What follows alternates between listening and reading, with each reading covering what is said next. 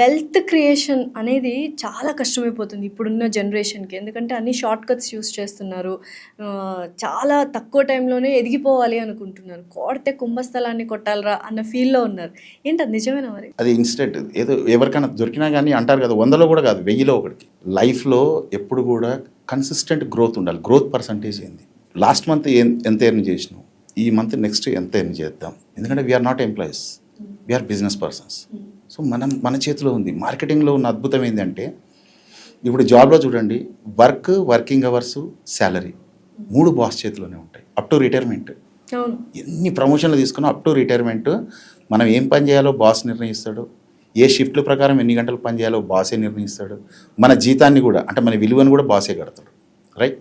మార్కెటింగ్లో ఉన్న అద్భుతం ఏంది? ఈడ వర్కింగ్ అవర్స్, ఇన్కమ్ 3 మన చేతిలోనే ఉంటాయి. మనమే డిసైడ్ చేసుకో. మనమే. Blessed people పనిచేస్తారండి.